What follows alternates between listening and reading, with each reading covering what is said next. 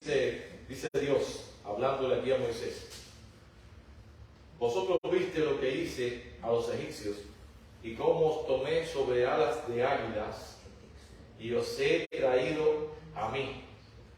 Éxodo 19, 4 al 6. El 5. Ahora pues, si diereis oído mi voz, fíjese que es condicional. No es una vez salvo, siempre salvo. Es condicional. Si diereis oído mi voz y guardareis mi pacto, vosotros seréis mi especial tesoro sobre todos los pueblos, porque mía es toda la tierra. Y vosotros me seréis un reino de sacerdotes y gente santa. Fíjate que siempre ha sido el mismo, lo que Dios ha pedido. Dios no quiere salvar a nadie en pecado. Dios quiere salvarte de tus pecados, que es muy distinto. Dios no quiere salvar de nuestros pecados, pero no en nuestros pecados. Así que dice: y vosotros me seréis un reino de gente, de sacerdotes y de gente santa. Estas son las palabras que diréis a los hijos de Israel. Es decir, Dios habló con Moisés y le dijo a Moisés: di estas palabras al pueblo de Israel, porque yo quiero hacer un pacto con ellos. Así que Dios hace un pacto con ellos. Ahora fíjense lo que el pueblo les responde. En Éxodo 19, 8. Fíjate lo que el pueblo le responde. Este es un versículo cortito. Todo lo que Jehová dijere, eso harán. ¿Entiendes? Ellos dijeron: todo lo que Dios ha dicho, eso es lo que vamos a hacer. Así que, y entonces Dios le da lo que es la construcción del santuario. Dios le da las instrucciones para que ellos hicieran un santuario en el desierto, porque Dios quería estar con ellos. Dios quería que ellos hicieran un pacto, y eso vamos a ver que es un pacto matrimonial. Dios hizo un pacto con ellos, y Dios quería estar en medio de ellos, y por eso mandó a construir un santuario. Y la presencia de Dios iba a estar en medio de ellos, porque le llaman la Shekinah, lo que es la presencia de Dios, esa presencia visible de esa columna de nube y de esa columna de fuego también que tenía en el santuario. Era la presencia visible de Dios, y Dios iba a hacer un pacto con ellos. Vayan conmigo a Éxodo 40, 34 y 35. Éxodo 40, 34. Vamos a darnos cuenta que la Shekinah, la presencia de Dios, entró en el santuario que el pueblo de Israel construyó para Dios en el desierto. Éxodo 40, 34 y 35. Dice así: entonces una nube cubrió el tabernáculo de reunión, y la gloria de Jehová llenó el tabernáculo. Y no podía Moisés entrar en el tabernáculo de reunión, porque la nube estaba sobre él, y la gloria de Jehová lo llenó. Es decir, esa Shekinah, esa presencia de Dios, entró en el tabernáculo del desierto. Y vamos a notar que también entró en lo que es en el santuario que construyó Salomón. Entró también la Shekinah. Vean conmigo Primera de Reyes, capítulo 8, versículos 11, 10 y 11. Vamos aquí, vemos que la Shekinah, la presencia de Dios, entró en el templo de Jerusalén. Cuando Salomón construyó el templo de Jerusalén, esa presencia estuvo allí. Primera de Reyes 8, 10 y 11. Primera de Reyes 8, 10 y 11. Dice así: y cuando los sacerdotes salieron del santuario, la nube llenó la casa de Jehová, y los sacerdotes no pudieron permanecer para ministrar por causa de la nube, porque la gloria de Jehová había llenado la casa de Jehová. Así que la casa de Jehová la llenó la presencia de Dios, la santa Shekinah. La Shekinah, la presencia de Dios, colmó la casa de Dios. Pero hay una historia triste en el pueblo de Israel. Yo diría que es una historia de apostasía de más de 800 años, desde que Dios hizo el pacto con ellos, eso fue apostasía completamente. Más de 800 años de apostasía, hasta que ya colmaron la copa de Dios y vino la destrucción. Y podemos ver cómo Dios se refirió a su pueblo, al pueblo de Él, cómo Dios se refirió al pueblo de Él. Vayan conmigo a 2 Crónicas 36, 14 al 16.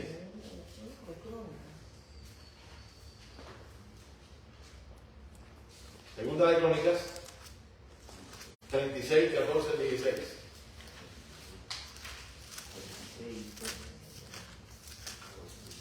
Fíjense lo que estaba diciendo, estaba hablando aquí.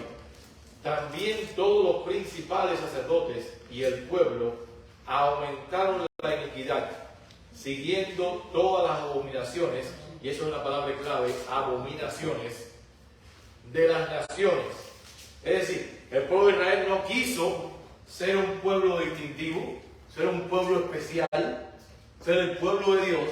El pueblo de Israel quiso ser igual que todas las demás naciones que estaban a su alrededor.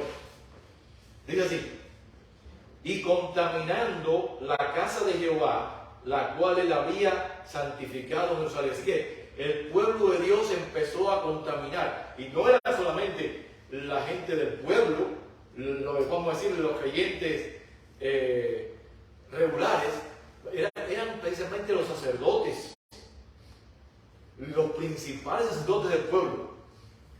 Dice así, dice 15: y Jehová, el Dios de sus padres, envió constantemente palabra a ellos por medio de sus mensajeros, porque él tenía misericordia de su pueblo y de su habitación. El 16: mas ellos hacían escarnio de los mensajeros de Dios y menospreciaban sus palabras, burlándose de sus profetas, hasta que subió la ira de Dios contra su pueblo y ya no hubo remedio. Así que fíjense, Dios constantemente mandó mensajeros a su pueblo porque Dios no quería que la gente que ellos obedecieran. Dios quería sacarlos de donde ellos estaban. Pero el pueblo se burlaba de los profetas, los mataban, hacían de todo con los profetas, burlándose de ellos. Ahora fíjense con cómo llamó Dios a su iglesia de aquel entonces. Vean conmigo Ezequiel capítulo 16, 15, 22 y 30. Ezequiel capítulo 16, 15. Dice aquí, la palabra de Dios. Dice aquí, le está hablando Dios a su pueblo. Pero confiaste en tu hermosura y te prostituiste a causa de tu renombre, y derramaste tus fornicaciones a cuantos pasaban. Suya eras, y en todas tus abominaciones, otra vez, las abominaciones que está haciendo. Abominaciones es una palabra que es algo detestable para Dios. Y tus fornicaciones, no te has acordado de los días de tu juventud, cuando estabas desnuda y descubierta, cuando estabas envuelta en tu sangre, es decir, cuando tú naciste, cuando Dios la sacó de Egipto. Está hablando del pueblo, él, hablando del pueblo cuando lo sacó de Egipto, cuando estaba envuelta en su sangre, cuando estaba desnudo. Dice así, el 30: cuán inconstante es tu corazón, dice Jehová el Señor, habiendo hecho todas estas cosas, obra de una ramera desvergonzada. Dios le está diciendo a su pueblo que es una ramera. Vamos a darnos cuenta que lo mismo pasó con la destrucción de Jerusalén, lo Levítico, y también al final del tiempo, también hay una ramera envuelta en todo esto. Y ramera está hablando de su iglesia, porque Dios se casó con su iglesia. Dios hizo un matrimonio. Si van conmigo, Jeremías capítulo 31, 33, que no está aquí en lo que, pero me viene a la mente ahora. Jeremías 31, versículo 33.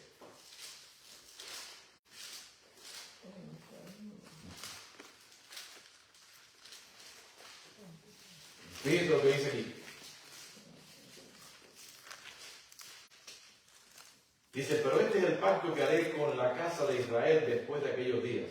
Dice Jehová, daré mi ley en su mente y la escribiré en su corazón, y yo seré a ellos por Dios y ellos serán a mí por pueblo. Y si vamos a leer un poquito más abajo, nos damos cuenta de que Dios se casó con su pueblo. Aquí está, más arriba, versículo 32. Dice, no como el pacto que hice con sus padres el día que los tomé de su mano para sacarlo de la tierra de Egipto, porque ellos invalidaron mi pacto, aunque fui yo un marido para ellos. Dios se casó con su pueblo. Dios quiere casarse con cada uno de nosotros, porque Dios quiere, déjame decirle, el pacto de Dios nunca ha cambiado, mi hermano. El pacto de Dios sigue siendo el mismo siempre. Siempre el pacto de Dios sigue el mismo. Dice que escribiré su ley en su corazón. ¿Me entiende? Dios quiere escribir su ley en nuestra mente y en nuestro corazón. Y dice, yo seré a ellos por Dios y ellos serán a mí por pueblo. Dios quiere tener su pueblo y quiere tener las leyes en nuestro corazón. No en tablas de piedra que las tengamos ahí de adorno. Las quiere escribir en nuestras vidas, que las pongamos en práctica. Porque ese es el problema que tiene el ser humano. No pone en práctica lo que Dios dice. Lo tiene muy bonito ahí en tablas de piedra, pero en práctica está muy difícil de hacerlo. Así que Dios se casó con su pueblo y Dios le dice a su pueblo 800 años de prostitución, teniendo relaciones con otros maridos, con otros amantes, en vez de que su marido. Está hablando Dios aquí. Así que aquí está hablando de las circunstancias, de las abominaciones que Israel estaba cometiendo. Vean conmigo el libro de Ezequiel, capítulo 16, versículo 2. Fíjense que estas abominaciones fueron las mismas abominaciones que estaban cometiendo todas las naciones alrededor. Ezequiel, capítulo 16, versículo 2. ¿Ezequiel qué? Ezequiel, capítulo 16, versículo 2. Aquí está hablándole está hablando de Ezequiel, precisamente Ezequiel, porque estamos en el libro de Ezequiel, que le diga a los israelitas lo que estaban pasando aquí. Dice, hijo de hombre, notifica a Jerusalén sus abominaciones. Es que debía él notificarle a ellos las abominaciones que estaban cometiendo en su pueblo. Porque Dios quiere, mi hermano, Dios quiere rescatar lo máximo posible. Dios no quiere que nadie perezca, sino que todos procedamos al arrepentimiento. Ese es el deseo de Dios. Por eso es que llama y nos da una y un millón de oportunidades. Pero Dios tiene un límite. Dios tiene un límite, mi hermano. Vean conmigo Ezequiel capítulo 1, versículo 4. Ezequiel capítulo 1, versículo 4.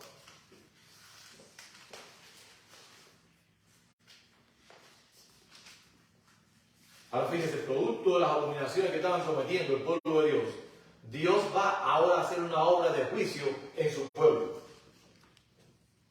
1 versículo 4 dice, y miré, y aquí que venía del norte un viento tempestuoso y una gran nube con un fuego envolvente, que es la Shekinah, y alrededor de él un resplandor, y en medio del fuego algo que parecía como bronce refulgente. Es decir, venía la presencia de Dios, completamente venía para hacer una obra de juicio en Jerusalén.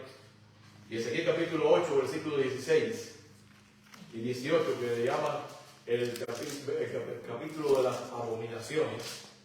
Ahí Dios le muestra una abominación a Ezequiel, una, y él le dice, no, y él veía que era grande, porque decía, no, este es mayor todavía. Vamos a leer el capítulo 16 al 18. Capítulo 8, 16 al 18. Ahí Dios le muestra abominaciones que estaba haciendo el pueblo de Israel, como por ejemplo le muestra que estaban endechando a Tamuz, le muestra que estaban adorando a la imagen del cedro, que estaba a la puerta muy puerta del templo de Dios.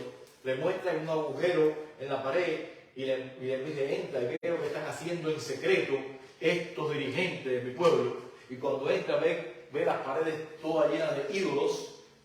Y Ezequiel se espanta, ve, dice, ¿qué estas abominaciones? Y dice, bueno, eso no es nada, te voy a enseñar una peor que esa. Y una peor que esa. Le va enseñando una tras otra, una más grande. Y la más grande de todas las abominaciones que hay es la que le muestra Ezequiel capítulo 8, versículo 16 al 18. Dice así: y me llevó al atrio de adentro de la casa de Jehová, y aquí junto a la entrada del templo de Jehová, entre la entrada y el altar, es decir, entre la puerta de entrada y el altar de sacrificio, como 24 varones, sus espaldas vueltas al templo de Jehová y sus rostros hacia el sol. Déjame decirle, el templo de Dios está puesto lo mismo que hacía en el desierto y lo mismo que el templo de Jerusalén, que así que está puesto de que cuando tú entras al templo, tú le das la espalda al sol, le estás dando la espalda al sol. Y todo lo que estás haciendo aquí, lo estás haciendo de espalda al sol. ¿Y qué estaban haciendo ellos? Estaban al revés. Estaban, en vez de darle la espalda al sol, le estaban dando la espalda al templo y adorando al sol. Eso es lo que estaban haciendo ellos. Fíjate, dice, y a espaldas vueltas al templo de Jehová y sus rostros hacia el oriente, y adoraban al sol, postrándose hacia el oriente. Y me dijo, ¿no has visto, hijo de hombre? Es cosa liviana para la casa de Judá hacer las abominaciones que hacen aquí. Después que han llenado la maldad la tierra, se volvieron a mí para irritarme. Y aquí que aplican el ramo a sus narices, le ponen un narigón a sus narices. Pues también yo procederé con furor, no perdonará mi ojo, ni tendré misericordia. Guardarás y gritarán a mis oídos con gran voz y no los oiré. Es decir, van a estar en abominaciones completamente y cuando venga lo que va a venir, van a gritar y Dios no lo va a ver. ¿Por qué? Porque Dios se ha ido. Lo mismo que pasó con Saúl. Dios llamó a Saúl muchas veces, constantemente lo llamó, estando en vida Samuel. ¿Y qué hizo Saúl? Hacía lo que le daba la gana. Y no solamente hacía lo que le daba la gana, le echaba la culpa a Samuel de lo último que hizo fue que ya llenó la copa completamente, fue que Saúl iba a ir a Gilgal y Samuel iba a ir para bendecir el sacrificio, para hacer el sacrificio en Gilgal. ¿Y qué hizo Samuel? ¿Qué hizo Saúl? Samuel se retrasó un poco, no llegó el plazo de los 7 días que él dijo. Pero ¿qué hizo Saúl? Vestido de guerra, cogió pan y hizo sacrificio. Y cuando estaba terminado el sacrificio, llegó Samuel y dijo, ¿qué ha hecho? Si hubieses esperado un poquito, tu reino iba a ser confirmado para siempre. Pero ahora estás deshecho y es dado a alguien mejor que tú. Así que eso va una y otra vez. Y asimismo las abominaciones que el pueblo de Israel hacía. Y ya cuando no tiene remedio, entonces es el lloro y el crujir de dientes, como dice la palabra de Dios. Cuando no hay remedio. Ahora podemos decir que los líderes eran culpables de lo que estaban haciendo. Vayan conmigo a Jeremías capítulo 5, versículos 30 y 31. Los líderes tenían la culpa de lo que estaba pasando en el pueblo de Israel. Porque si vamos al caso, dice que estos 24 ancianos estaban adorando en el templo, es decir, eran sacerdotes, estaban adorando en el templo. Jeremías 31, y a las 5, de 30 a 31. Dice, cosa espantosa y fea es hecha en la tierra. Los profetas profetizan mentiras y los sacerdotes dirigen por manos de ellos. Es decir, no están dirigiendo con manos de Dios, están dirigiendo por sus propias manos. Y mi pueblo así lo quiso. ¿Qué pues haréis cuando llegue el fin? Así que, fíjate, los sacerdotes, hay profetas que estaban diciendo mentiras. Por eso tenemos que tener muy en claro cuando veamos un profeta, tenemos que hacerle las pruebas de un profeta. Porque si no hacemos pruebas de un profeta y guiamos por lo que él diga, vamos a caer entonces, en gran problema, porque hay muchos falsos profetas también. Y también está hablando de que dice los sacerdotes dirigían a mi pueblo con su propia mano. Es decir, muchos sacerdotes estaban haciendo lo que ellos querían, no por palabra de Dios. Como hoy en día, mi hermano. Hoy en día muchos que dicen ser pastores están enseñándole al pueblo otro camino completamente, que lo están llevando completamente al precipicio.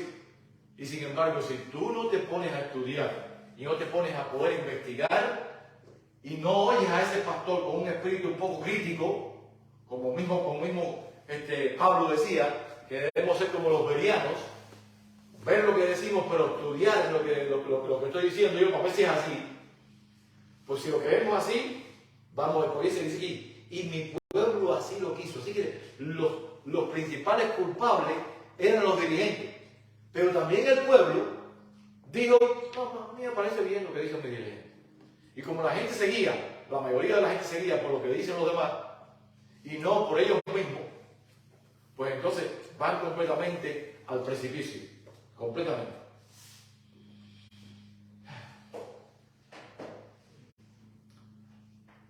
Ahora vayan conmigo a Ezequiel capítulo 9, versículo 1 al 7. No todos los que estaban en la ciudad eran apóstoles. No todos estaban en apostasía. Ezequiel capítulo 9, versículo 1 al 7. Había un grupo, un remanente, que Dios siempre tiene un remanente. Y déjame decirle, mis hermanos, nunca ha sido la mayoría. Siempre ha sido un resto o un pequeño grupo. ¿Me entiendes? Mira cuántas personas hay en Cape Coral hoy en día. ¿Cuántos están adorando a Dios? ¿Cuántos? Un remanente. Y de ese remanente, ¿cuántos están adorando a Dios como debe ser? Aunque sea en el día de hoy. Un remanente lo adora. Dice Ezequiel 9, 1 al 7. Clamó a mis oídos con gran voz, diciendo, los verdugos de la ciudad han llegado. Ezequiel capítulo 9, versículo 1 al 7. Los verdugos de la ciudad han llegado, y cada uno trae en su mano su instrumento para destruir. He aquí que 6 varones venían del camino de la puerta de arriba, que mira hacia el norte, y cada uno traía en su mano su instrumento para destruir. Y entre ellos había un varón vestido de lino, el cual traía en su cintura un tintero de escribano. Y entrando, acuérdense que todo está pasando en el templo de Salomón. Dice, y entrando, se pararon junto al altar de bronce, junto al altar de sacrificio. Y la gloria del Dios de Israel se elevó de encima del querubín. Es decir, del lugar santísimo se elevó la gloria, la gloria del Dios de Israel, de encima del querubín, sobre el cual había estado al umbral de la casa. Y llamó Jehová al varón vestido de lino, que tenía en su cintura el tintero de escribano.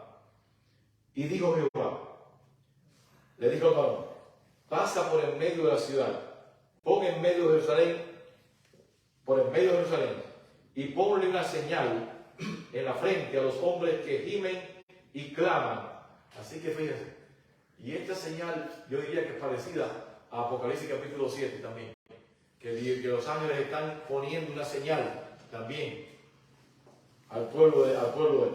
Dice, a los que gimen y claman a causa de todas las abominaciones que se hacen en medio de ella. Y a los otros digo, oyéndolo yo, pasad por la ciudad en pos de él, es decir, detrás del que está sellando, y matad. No perdone vuestro ojo, ni tengáis misericordia. Matad a viejos, jóvenes y vírgenes, niños y mujeres, hasta que no quede ninguno. Pero a todo aquel que sobre el cual hubiere señal, no os acercaréis, y comenzaréis por mi santuario, es decir, comenzaréis por los 24 varones que estaban adorando en el templo. Es decir, comienza por los líderes. Comenzaron pues desde los varones ancianos que estaban delante del templo, y les dijo: contaminad la casa y llenad los atrios de muertos. Salid, y salieron y mataron en las ciudades. Aquí están poniendo, va a ser puesto una marca a los que gimen y claman por las abominaciones que se están haciendo en el pueblo de Dios.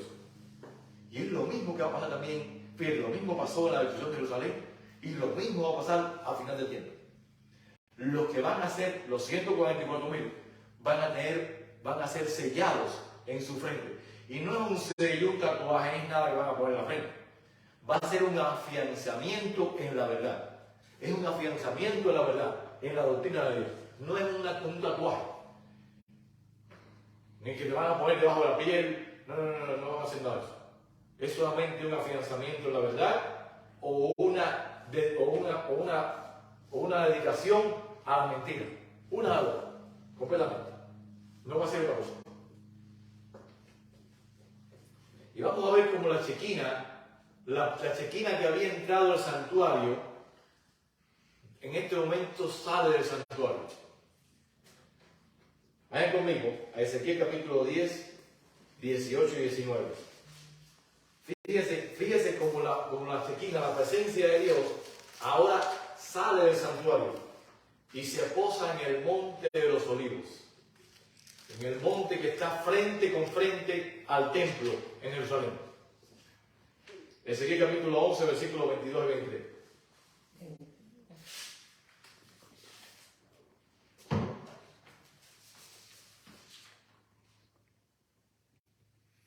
No. Dije Ezequiel capítulo 10, versículos 18 y 19. Primero. Ezequiel 10, 18 y 19. Entonces la gloria de Jehová se elevó de encima del umbral de la casa, es decir, del templo de Jerusalén. Salud. Y se puso sobre los querubines. Y alzando los querubines sus alas, se levantaron de la tierra delante de mis ojos. Cuando ellos salieron, también las ruedas se alzaron al lado de ellos. Y se pararon a la entrada de la puerta del oriente. Esa es la puerta que da hacia el monte de los olivos. De la puerta del oriente de la casa de Jehová. Y la gloria del Dios de Israel estaba por encima de ellos. Así que se levantó, pongan aquí, quiero que visualicen. La gloria de Dios se levantó de donde estaba, de los querubines que habían preparado allí, y se posó encima de los querubines reales, de los verdaderos querubines, y se elevó y se paró frente al templo, que es en el templo de Jerusalén, en el monte de los olivos. Vayan conmigo Ezequiel capítulo 11, 22 y 23. Ahí vemos como la chequina se posa en el monte de los olivos por última vez, antes de dejar la ciudad completamente desolada. Dice aquí, Ezequiel capítulo 11, versículos 22 y 23. Después alzaron los querubines sus alas, y las ruedas en pos de ellos, y la gloria del Dios de Israel estaba sobre ellos. Y la gloria de Jehová se elevó de en medio de la ciudad, ese se elevó, y se puso sobre el monte que está al oriente de la ciudad. Ese es el monte de los olivos. Y ahora viene entonces, ya la ciudad había quedado completamente ¿qué? Desamparada. ¿Por qué? Porque Dios es el que pelea por sus hijos. Dios es el que está ahí. Dios es nuestro amparo y fortaleza, nuestro pronto auxilio en las tribulaciones. Quiere decir que si Dios nos abandona, se separa ya por culpa de nuestras abominaciones, entonces ¿qué nos queda? Estamos a merced de lo que pasa, de lo que haga el enemigo, completamente. Y aquí podemos ver cómo entonces las águilas, precisamente el tema de hoy, las águilas de Babilonia vinieron y atacaron completamente a Jerusalén. Vayan conmigo a Jeremías capítulo 4, versículo 13, para que vean que a los babilonios le decían águilas. Jeremías capítulo 4, versículo 13.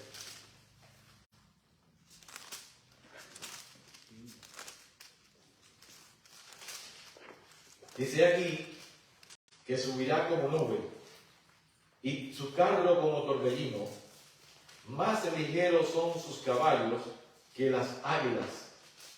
Ay de nosotros, porque entregados somos al despojo. Aquí está hablando del pueblo, de lo que es de los babilonios, completamente. Así que son como las águilas. Y vamos a ver que las águilas fueron también las que destruyeron a Babilonia en el segundo, la destrucción de Babilonia. Y vamos a ver que las águilas también por el puño de Estados Unidos, que tiene las águilas impresas, van a dar la última ley que va a ser la destrucción que va a venir a este mundo. Vamos a estar estudiando grandemente todo esto. Así que fíjense lo que dice de las águilas. Son águilas los babilonios. Vayan conmigo a Lamentaciones capítulo 4, versículo 19. Van a darnos cuenta que las águilas vinieron a destruir a Babilonia. Lamentaciones 4, 19. Lamentaciones fue un libro escrito por Jeremías, precisamente por la destrucción que venía sobre Jerusalén. Y es un libro escrito con una que es verso china, que es lo que se escribe para endechar a los muertos. Este libro de Lamentaciones. Dice así, Lamentaciones 4:19. Ligeros fueron nuestros perseguidores más que las águilas del cielo. Sobre los montes nos persiguieron. En el desierto nos pusieron emboscadas. Así que las águilas, el pueblo de lo que Nabucodonosor eran comparados con las águilas. También vayan conmigo a Habacuc, capítulo 1, versículo 8, para que vean que fueron las águilas las que destruyeron la ciudad de Jerusalén. Habacuc, capítulo 1, versículo 8. Dice así: sus caballos serán más ligeros que leopardos y más feroces que los lobos nocturnos, y sus jinetes se multiplicarán. Vendrán de lejos sus jinetes y volarán como águilas que se apresuran a devorar. Así que las águilas estaban puestas a devorar, especialmente al pueblo de Israel. Y bueno, Daniel capítulo 7, versículo 4, nos dice que Babilonia es un león con alas de águila. Es decir, que las águilas estaban también en las inscripciones y lo que hemos encontrado, la que he encontrado precisamente en la ciudad de Babilonia, encontraron en las dos puertas principales, habían esfinges de leones con águilas. Es decir, eran dos símbolos que se usaban mucho en lo que es Babilonia.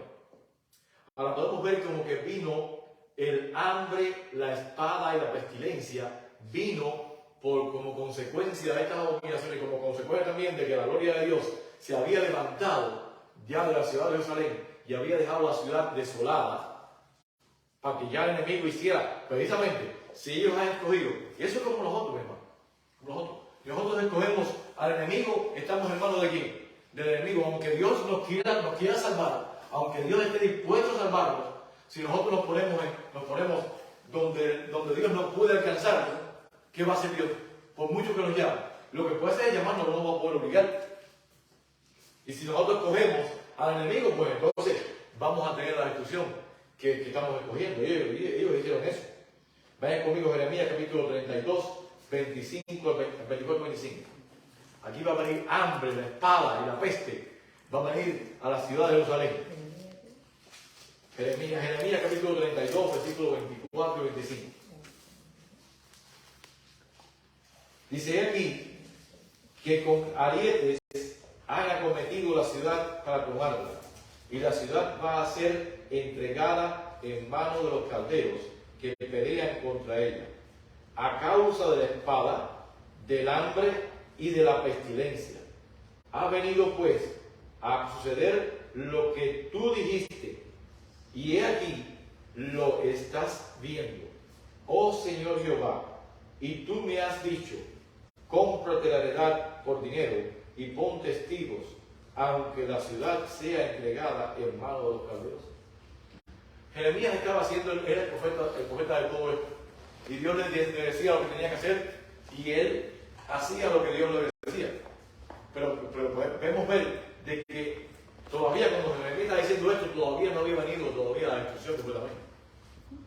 Pero cuando vino la destrucción, fue grande lo que pasó en Jerusalén. Vino hambre, pestilencia, espada, todo eso vino. Y las dos veces, porque cercaron completamente la ciudad y que nadie podía entrar ni podía salir. Imagínate cómo podían salir a poder cosechar. Porque en Jerusalén, si ustedes han ido a Jerusalén no saben cómo es, son casitas, no tienen casi ni un pajarito patio, casi para poder cosechar nada. Ellos cosechaban afuera de la ciudad. Así que podemos ver cómo esto iba a venir sobre ellos.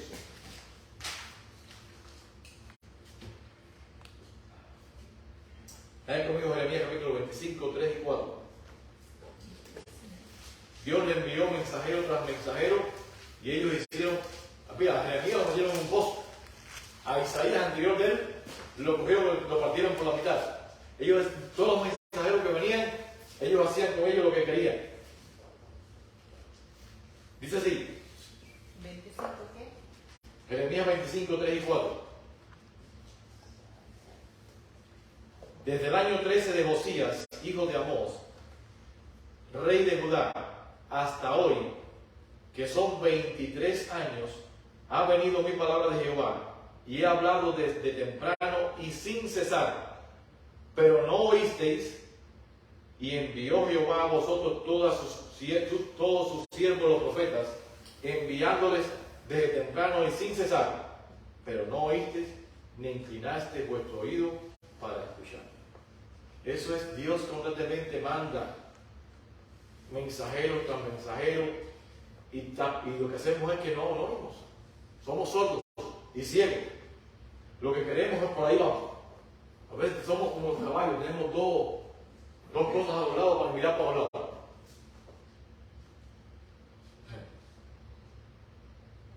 Ahora, dice que solamente van a ser salvos aquellos que tienen el sello de Dios, aquellos que han sido sellados por Dios, que va a ser un remanente. Vayan conmigo en 2 Crónicas 36, 16 al 21.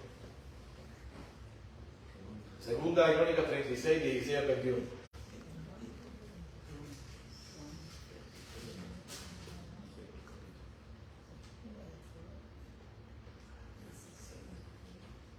Dice así: por lo cual trajo contra ellos el rey de los caldeos, que mató a espada a jóvenes en la casa de su santuario, sin personal joven ni doncella, anciano ni decrépito.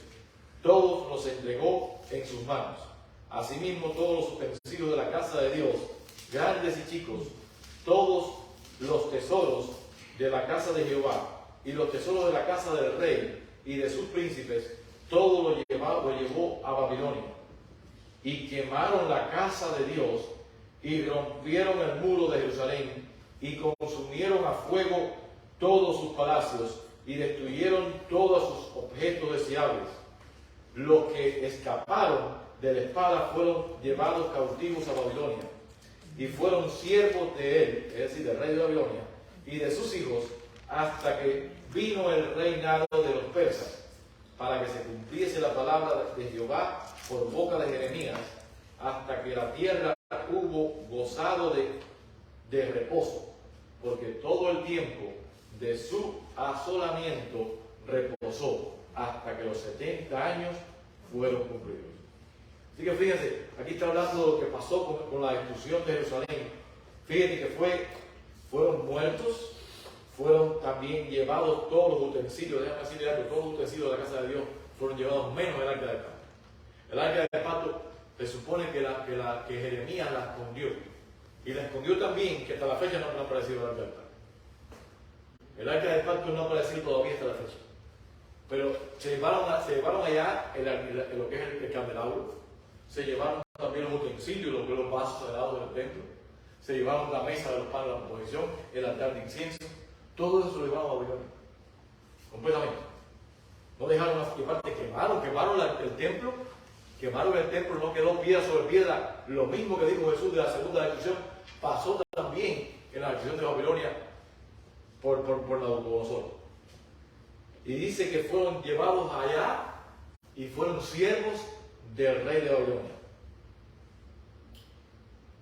Y según Josefo, que es el historiador romano, dice que la destrucción de Jerusalén, la destrucción de Jerusalén que hubo en el año 70, fue de tal magnitud que hasta las madres se comían a sus hijos, del hambre que había en la ciudad.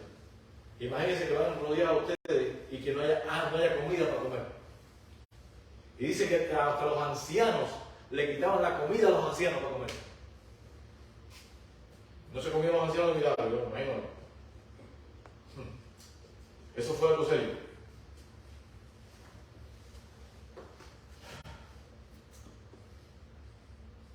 Hay conmigo 2 Crónicas 36, 17 al 21. Ya eso lo leímos ya. Los que tuvieron el sello de Jerusalén, los que tuvieron el sello de Dios, esos fueron librados. Jeremías 25, 8 y 9, 11, 17 y 18.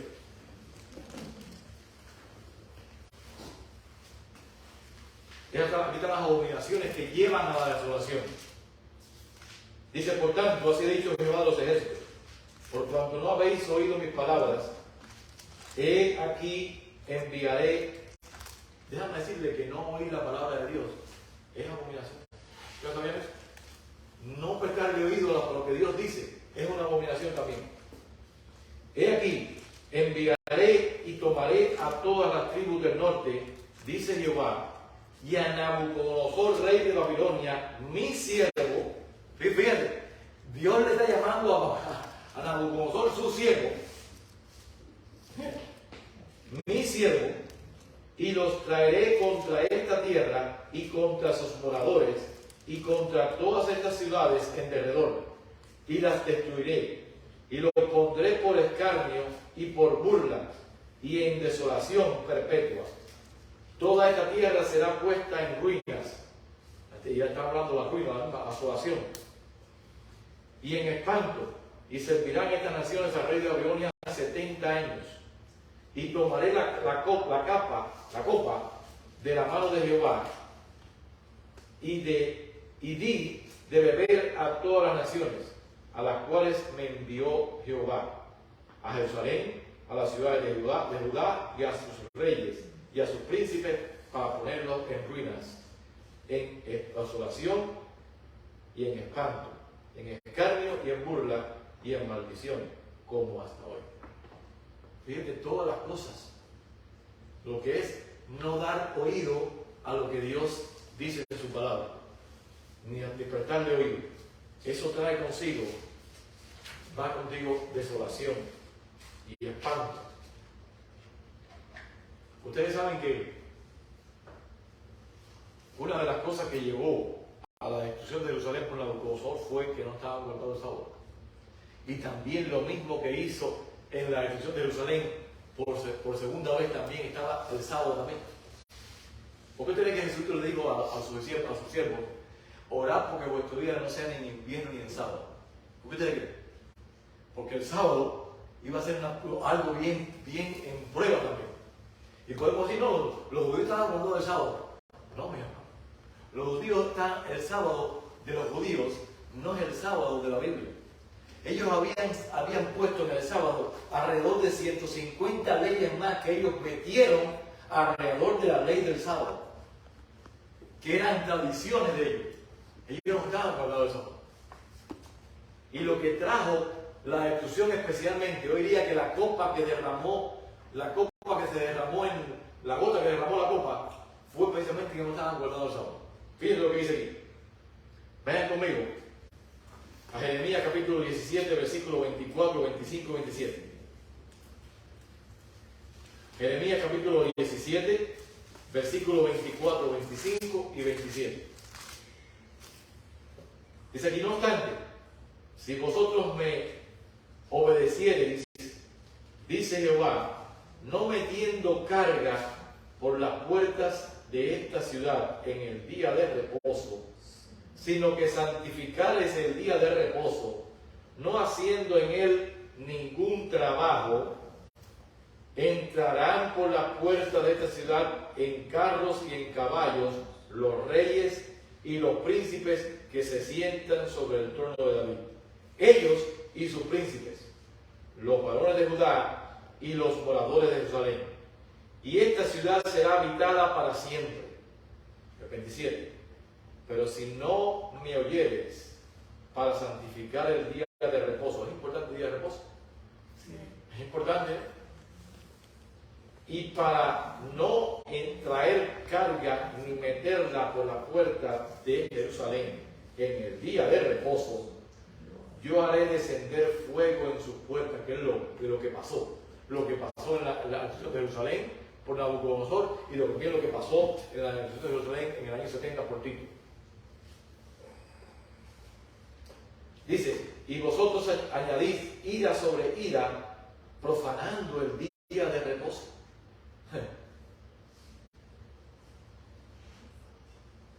Perdón, me salté para la próxima. Y para no traer carga ni meterla por la puerta de Jerusalén el día de reposo, yo haré descender fuego en sus puertas y consumirá los palacios de Jerusalén y no se apagará. ¿Está clarito? Clarito, el sábado fue algo que causó la destrucción de Jerusalén completamente a las dos veces. Vayan conmigo a Nehemías.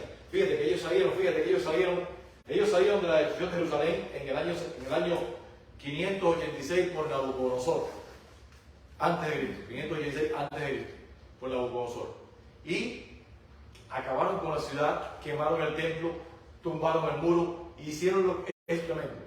Pero entonces, pasados 70 años, como dijo Jeremías, el pueblo empezó a venir nuevamente a la ciudad para reconstruir el templo, porque Ciro lo dio para reconstruir el templo, y empezaron a reconstruir la ciudad. Pero aún ya los que venían de allá y empezaron a hacer lo mismo nuevamente. Fíjate Nehemías lo que dice. Nehemías capítulo 13, versículo 15 y 18. Nehemías 13, 15 y 18. Dice, en aquellos días vi en Judá a algunos que pisaban en lagares en el día de reposo y que acarreaban haces, es decir, pastoreaban ovejas y lo que hacían ahí, y cargaban asnos con vino y también de uvas, de higos y toda suerte de carga, y que traían a Jerusalén en día de reposo, y los amonesté acerca del día en que vendían las provisiones. También había en las ciudades tirios que traían pescado, y podemos decir, bueno, pescado se echa a perder, que hay que venderlo que sea el sábado, porque se echa a perder. Hoy en día diríamos así, no, se echa a perder el pescado, hay que venderlo rápido. Traían pescado y toda mercadería, y vendían en día de reposo a los hijos de Judá en Jerusalén. Y reprendí a los señores de Judá y les dije, ¿qué mala cosa es esta que vosotros hacéis, profanando así el día de reposo?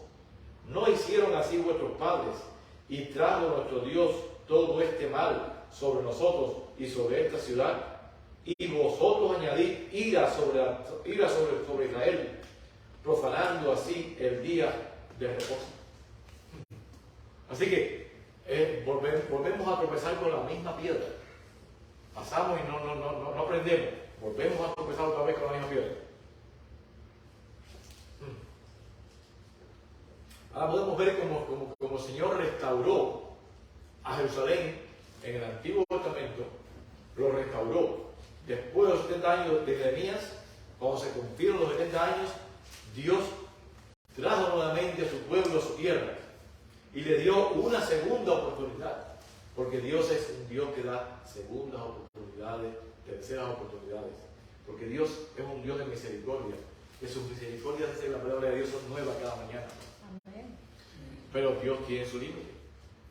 Y es lo que a veces nosotros no entendemos. Así que fíjate lo que dice Daniel capítulo 9, versículos 1 y 2. Cuando los 70 años se cumplieron. Daniel capítulo 9, versículos 1 y 2.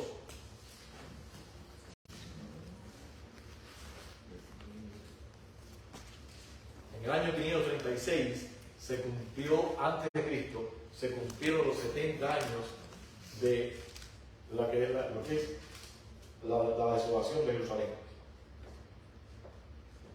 Dice así la palabra de Dios: en el año primero de Darío, hijo de Asuero, de la nación de los Medos, que vino a ser rey sobre los reinos de los caldeos, en el año primero de su reinado, yo Daniel miré atentamente en los libros el número de los años en que habló Jehová al profeta Jeremías, que habían de cumplirse las desolaciones de Jerusalén en 70 años. Así que fueron en 70 años que las desolaciones de Jerusalén se iban a cumplir. Y si van conmigo a Daniel capítulo 9, versículos 25-27, ahí nos habla también. Ahí nos dice completamente lo que es la fecha completamente. Y se sabe pues y entiende que desde la salida de la orden para restaurar y edificar Jerusalén, ahí nos dice San Mesías príncipe, y si vamos a los cálculos, la orden se dio por el rey Artajerjes en el año 457 a.C. Y si vamos por los cálculos, ahí podemos ver como cuando fue el bautismo de Jesús, podemos ver la muerte de Jesús y podemos también llegar hasta el apedreamiento de Esteban, que fue el cierre de la gracia para el pueblo de Israel. Dice así: hasta el Mesías príncipe habrá 7 semanas y 62 semanas, que es un total de 69 semanas. Dice así: se volverá a edificar la plaza y el muro en tiempos angustiosos, y después de las 72 semanas se quitará la vida al Mesías, mas no por sí. Y el pueblo de un príncipe que ha de venir, y aquí habla otra vez de la destrucción de Jerusalén, completamente, destruirá la ciudad y el santuario, y su fin será con inundación, y hasta el fin de la guerra durará las devastaciones. Y por otra semana confirmará el pacto con muchos. A la mitad de la semana hará cesar el sacrificio y la ofrenda. Después, con la muchedumbre de sus abominaciones, es decir, van a seguir cometiendo las mismas abominaciones nuevamente. Y cuando vamos a leer el capítulo 12 de Daniel, también nos damos cuenta que en el tiempo de fin, también el mundo estará cometiendo las abominaciones, las mismas abominaciones. Y también, con las abominaciones, vendrá el desolador, hasta que venga la consumación y lo que está determinado se derrame sobre el desolador. ¿Quién es el desolador? Satanás. Así que va a venir otra vez Satanás y va a hacer lo que quería hacer. Déjame decirle que el templo se reconstruyó por Ageo. El templo de Jerusalén fue construido por Ageo. Y eso está en 2 de Crónicas 36, 22 y 23. Vamos a leerlo. 2 de Crónicas 36, 22 y al 23. Dice así: mas el primer año de Ciro, rey de los persas, para que se cumpliese la palabra de Jehová por boca de Jeremías, Jehová despertó el espíritu de Ciro, rey de los persas, el cual hizo pregonar de palabra y también de escrito por todo su reino, diciendo: así dice Ciro, rey de los persas, Jehová, el Dios de Israel, me ha dado todos los reinos de la tierra. Él me ha mandado que le edifique casa en Jerusalén, que está en Judá.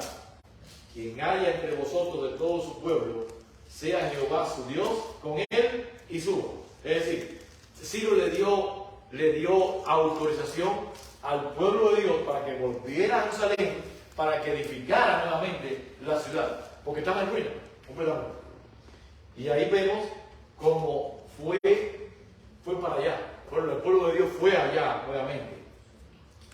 Ahora podemos ver que Dios, cuando el templo fue terminado por Zorobabel, el templo dice que los viejitos que habían visto el templo de Salomón, dice que lloraron al ver que el templo ese que ellos habían construido, el segundo, no era ni una sombra de lo que era el templo de Jerusalén, construido por Salomón. Y dice que lloraron. Pero Ageo dio una profecía que hasta la fecha todavía los mismos judíos no entienden cómo se cumplió. Creo que vayan conmigo a John, que es a Juan 1, versículo 14. Para que ustedes vean que aquí el verbo entró a ese templo.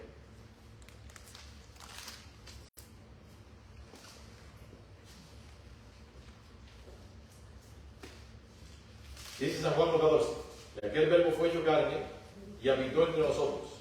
Y vimos su gloria, gloria como del unigénito del Padre, lleno de gracia y de verdad. Déjame decirle, mi hermano, en el templo de Jerusalén que construyó Ageo y Zorobabel, no entró ni la chequina, no se dice nada que entró la chequina de Dios. No entró lo que es el arca del pacto. El arca del pacto no, aunque Ciro le dio para que llevaran para Jerusalén los utensilios del templo, que es los vasos. También le dejó que llevaran para allá lo que es el candelabro y todos los demás muebles. No entró en ese templo el arca del pacto. El arca del pacto estaba con la cortina, pero allá atrás no había nada. El arca del pacto no ha aparecido hasta la fecha. Y entonces, quiere decir que no entró ni la chequina ni el arca del pacto. Ninguno de los dos. Pero nos dice, también en Lucas, nos habla de que entró esa chequina, verdaderamente entró allí. ¿Por qué? Porque Jesús, la chequina viviente, entró en el templo de Jerusalén varias veces. Vayan conmigo Lucas capítulo 37, Lucas capítulo 19, versículo 37 y 38. Lucas 19, 37 y 38.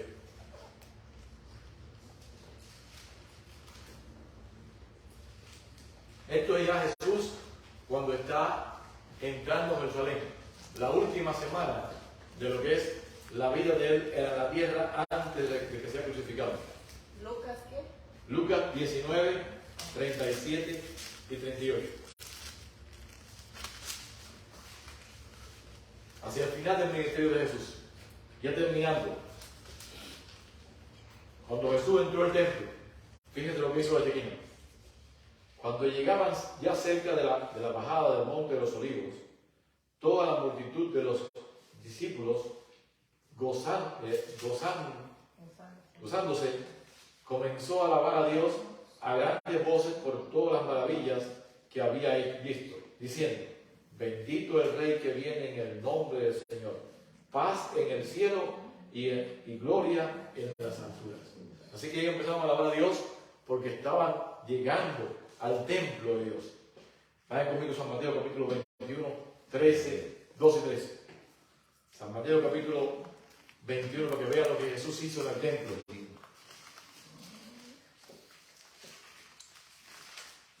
Lo mismo que hizo la chequina en el Antiguo Testamento.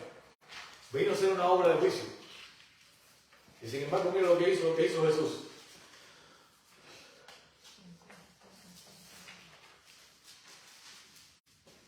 San Mateo capítulo 21, 12 y 13. Y entró Jesús en el templo de Dios, y echó fuera a todos los que vendían y compraban en el templo, y volcó las mesas de los campistas y las sillas de los que vendían palomas.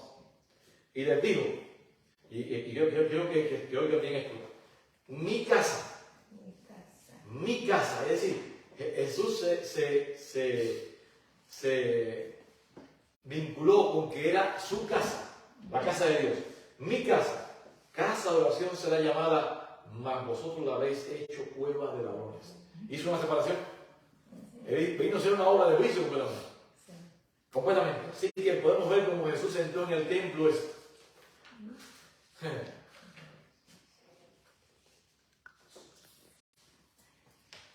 Cuando Jesús se fue del templo, iba ya a irse, él dio una parábola, que no lo voy a leer porque es un poco larga, que le habla de lo que él había hecho con la casa de Dios. Le había acercado un vallado, le había hecho una torre, le había hecho cuantas cosas, y dice que después vinieron los dueños de la casa y mataron al hijo. Y dice que después la casa de Dios, lo que es la viña, fue dada a otros labradores. Esta es esa parábola, pero no lo voy a leer porque es demasiado ya y no va a dar tiempo. Pero quiero que vean cuando Jesús salió del templo, lo que dijo. En San Mateo capítulo 23, 37, 39.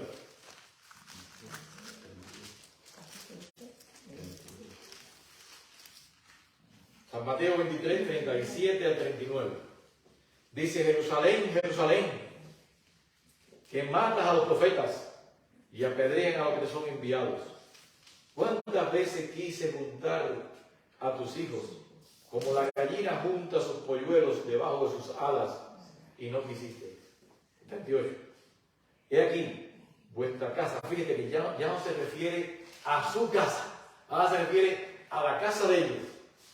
Vuestra casa os es dejada desierta o desolada.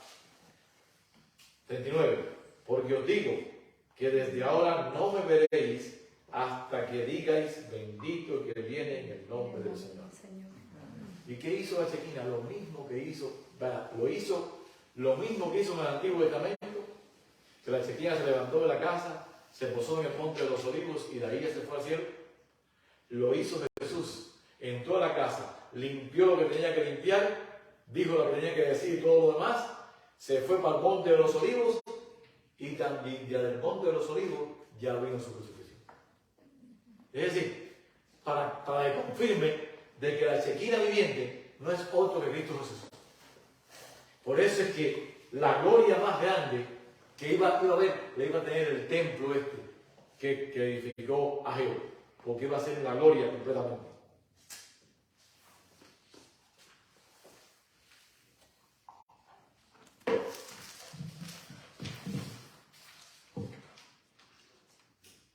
Ven conmigo a Mateo capítulo 25, 16, 15 y 16.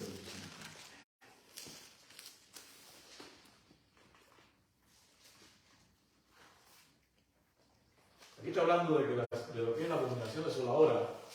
No puede haber sido un lugar dentro de la ciudad. ¿Por qué? Porque si no, entonces los que estaban en la ciudad no podían haberse oído. Tenía que haber sido algo fuera de la ciudad. La abominación desoladora del que habló el profeta Daniel. Dice San Mateo capítulo 24, que fue nuestra lectura bíblica, 15 y 16. Por tanto, cuando veáis en el lugar santo la abominación desoladora de que habló el profeta Daniel, el que le entienda, entonces los que estén en Judea huyan a los montes.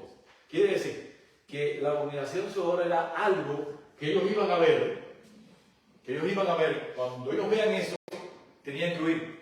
Pero no puede haber sido dentro de la ciudad.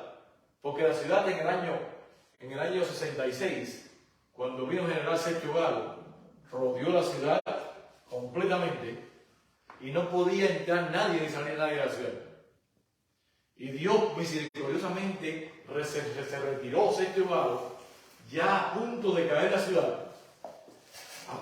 ciudad, se retiró, y entonces fue cuando ellos pudieron haberse ido. Pero ellos tenían que haber visto algo que estaban puestos alrededor de lo que es la ciudad y el lugar santo. Así que el lugar santo, cuando tú vas a Jerusalén, te das cuenta que el templo es el lugar donde estaba, es el lugar santo que yo le llamo. Pero fuera del templo, a unos cuantos metros del templo, estaba el lugar santo, pero de los gentiles. Allí se reunían los gentiles a adorar.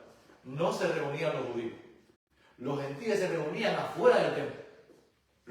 Estoy diciendo los gentiles que habían aceptado al cristianismo, a judaísmo. Se reunían fuera del templo. Ese es el lugar santo que está hablando aquí el lugar este. Vayan conmigo a Lucas capítulo 21, 20. Para que vean que el lugar santo, precisamente cuando pusieran los soldados romanos algo allí. Lucas 21, 20. Dice, pero cuando vienes a Jerusalén, rodeada de ejércitos, fíjate que aquí lo cambia. Así que la abominación desoladora era algo que traían los ejércitos romanos. Algo que traían los ejércitos romanos. Rodeada de ejércitos, sabed entonces que su destrucción ha llegado. Y en Lucas capítulo 19, versículo 41-42. Aquí ya Jesús había profetizado la destrucción de Jerusalén. Y cuando llegó cerca de la ciudad, al verla lloró sobre ella, diciendo, si tan solo tú supieses, tú conocieses, a lo menos en este día, lo que es para tu paz, mas ahora está encubierto de tus ojos. Está encubierto de tus ojos porque no querían verlo. Porque vendrán días sobre ti, cuando tus enemigos te rodearán con vallado y te sitiarán, y por todas partes te estrecharán, y te derribarán a tierra, y a tus hijos dentro de ti, y no dejarán en ti piedra sobre piedra, por cuanto no conociste el tiempo de tu visitación. Así que ya Jesucristo había completamente profetizado todo esto. Mis hermanos, lo que pasó en la destrucción de Jerusalén y todo lo que hicieron ellos, déjame dar un poquito, porque vamos a estudiar ahora, el próximo tema va a ser lo que vamos a estudiar, va a ser la destrucción de Jerusalén, y vamos a dejarlo para lo que va a ser la destrucción del mundo. También pero lo que pasó con la destrucción de Jerusalén, completamente, los estandartes romanos que pusieron ellos allí, lo que pusieron allí, nos vamos a dar cuenta que pusieron las águilas. Porque el estandarte hermano era como no es como ahora, que tienen que la bandera así, de ahí pende y cuando no hay aire, esta es la bandera caída. Pero no, el romano era como una cruz, algo así más bien doble, así que entonces tú veías la bandera abierta completamente. Entonces, lo que estaba allí, mi hermano, eran águilas. El estandarte romano eran águilas con una guirnalda con el sol. Y vamos a ver que los soldados romanos y el ejército romano en sí, lo que hacía era cuando ponían los estandartes, eso, se arrodillaban delante de la guirnalda, del sol. Y vamos a darnos cuenta que el águila de lo que es los romanos es lo mismo que los Estados Unidos ha adoptado como y si vamos a hacer, me estoy adelantando ya lo que voy a decir más adelante, pero bueno, si vamos a lo que es el billete de $1, ahí van a ver los dos cuños, que son el cuño principal, el cuño de los Estados Unidos, que es el cuño que tiene poder para toda ley que pongan legislativa y judicial de este país, tiene un águila, porque el Estados Unidos adoptó el águila de lo que es los romanos. Si tú vas a Washington D.C., lo que hay allí, lo que es el Capitolio y todas las cosas que hay, son arquitecturas romanas. Y si vas al billete de $1, te vas a dar cuenta que todo está puesto en números romanos. ¿Por qué si aquí no somos romanos, que ellos fueron de ingleses? ¿Por qué está puesto todo eso? Y vamos a darnos cuenta que todo eso va a ser lo mismo que pasó en el pasado. Pasó en la destrucción de Jerusalén y va a pasar nuevamente a final de tiempo cuando ese sello sea puesto en lo que van a poner la ley dominicana. Vamos a estudiar todo eso. Así que en esta mañana solamente he dado lo que es la destrucción de Jerusalén en el año 586 por el rey Nabucodonosor antes de Cristo. Y un poquito lo que es la destrucción de Jerusalén en el año 70. Pero en la próxima presentación que vamos a tener, vamos a estudiar ya lo que fue la destrucción de Jerusalén en el año 70 y lo vamos entonces a llevar al final del tiempo, completamente. Que Dios me lo bendiga esta mañana, diciendo que podamos estudiar todo esto, mis hermanos, porque la Biblia, las cosas como dice, se repiten. ¿Y qué es lo que fue? Lo mismo que será. ¿Y qué es lo que se ha hecho? Lo mismo que será. Y nada nuevo debajo del sol. Como nos damos cuenta. Y eso puede darme con el ojo también. Juega con el ojo, porque ahí está, en el billete de $1, el puño principal tiene, por una cara, tiene el águila, de la misma forma que tiene puesto el águila del ejército romano, la momentico, ellos cambiaron nada más que las garras, porque la águila del ejército romano tenía en cada garra una flecha. Pero ahora no, ahora tienen en cada garra, hacen un total de 13 flechas. Y el águila con las alas extendidas mirando hacia la derecha. Lo mismo que la águila que tienen puesto aquí. Y si vas en la otra parte del sello, tienen la pirámide con el ojo, inconclusa, con el ojo que todo ve. Eso es que la pirámide ya no fue una cosa de los romanos, es algo de los masones. De los iluminados. Es que está desde el mismo y tiene puesto todo. Nuevo orden secloro y nuevas cosas, porque es que todo está ya ahí. Y el nuevo orden, ellos lo están buscando hace rato. No es algo nuevo. Así que Dios me lo bendiga en la mañana. Y vamos a estar estudiando cosas bien interesantes. Y no solamente interesantes, necesarias para prepararnos para que cuando venga todo podamos estar apercibidos y no dejarnos engañar, aún por las mismas cosas dentro de la misma iglesia. Que Dios me lo bendiga en la mañana. ¿Sí?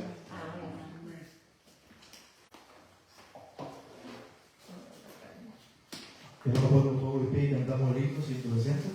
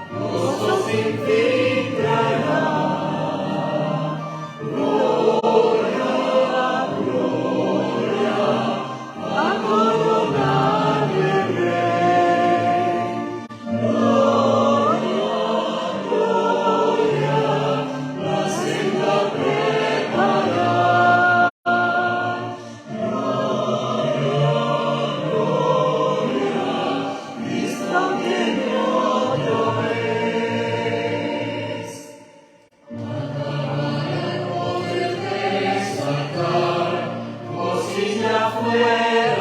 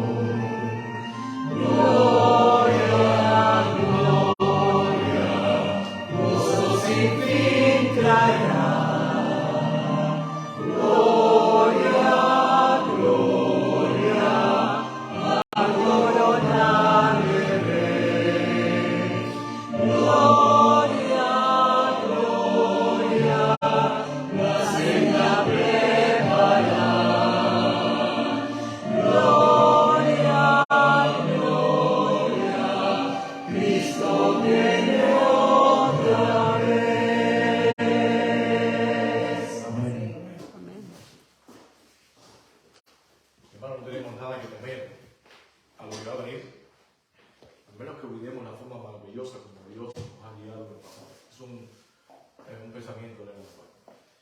Dios nos está guiando, nos ha puesto en la Biblia todo lo que va a pasar, todo lo que pasó. Y lo puso por 2 veces. Los que fueron a la destrucción de Jerusalén en el año 556 a.C. por Nabucodonosor fueron señalados, fue un grupo señalado por su frente, los que no se dejaron, no iban a ser destruidos. También en el año 70, cuando Jesús entró, hizo una obra de juicio y también le dijo a sus discípulos: mira, cuando ustedes vean esto, le dio señales para que no sean destruidos. Y también vamos a ver que el tiempo, lo que es el final del tiempo, los 144.000, también tienen un sello en su frente. Dios le pone un sello para que puedan pasar por el tiempo de angustia. Mi hermano, y el sello, de ahí vemos también, el sello va a ser vamos a ver el carácter que tiene los 144.000. Vamos a ver cómo debe ser ese grupo para poder tener ese sello.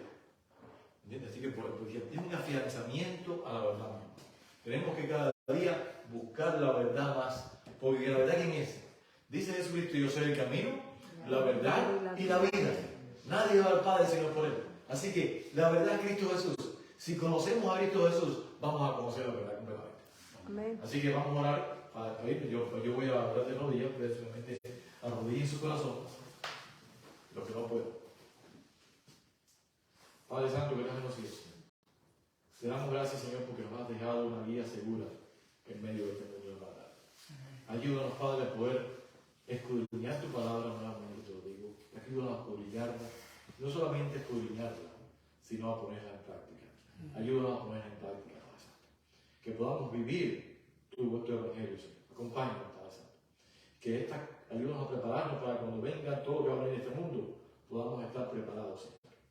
Y poder ver claramente las señales y poder estar apercibidos para que cuando pase, ya nosotros lo sabíamos, porque lo hemos leído en la palabra de Dios. Y Dios nos ha dado luz suficiente para que no caigamos en ninguna equivocación.